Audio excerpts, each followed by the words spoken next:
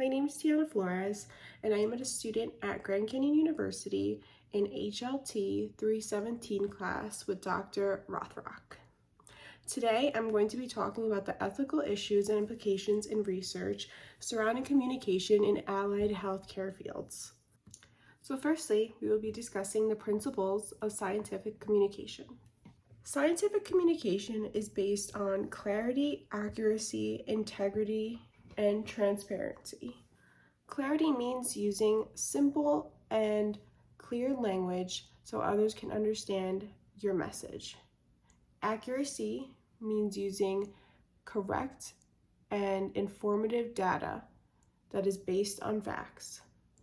Transparency includes disclosing methods, funding sources, and limitations to research processes.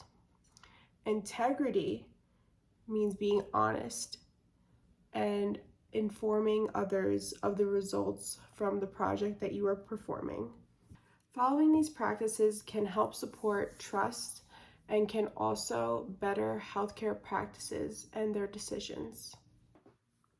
Secondly, we will be discussing ethical implications in human research.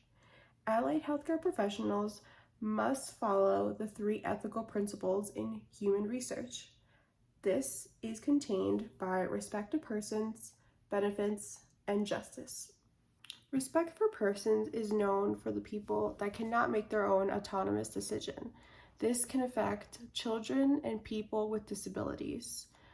Benefits is known for the statement, "do not harm," which essentially minimizes risks and maximizes benefits for the research participant. And justice means being fair. It is choosing participants fairly and making sure that both the risk and benefits are shared equally.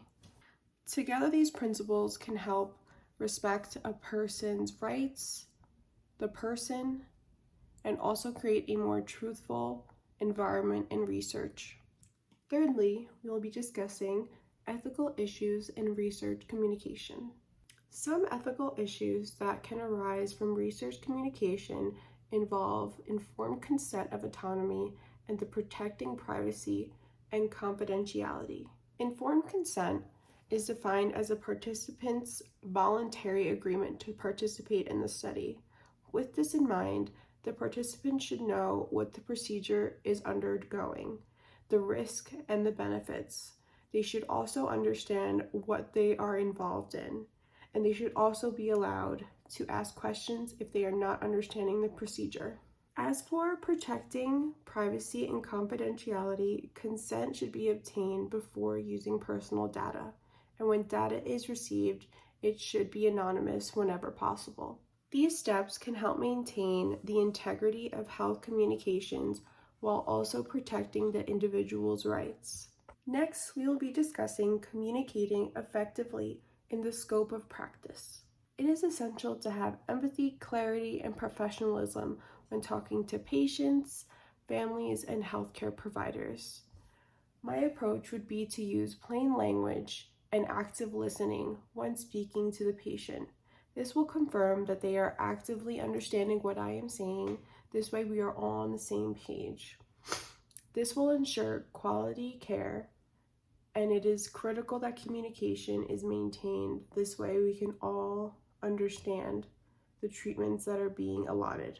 Lastly, we will be discussing written formal correspondence.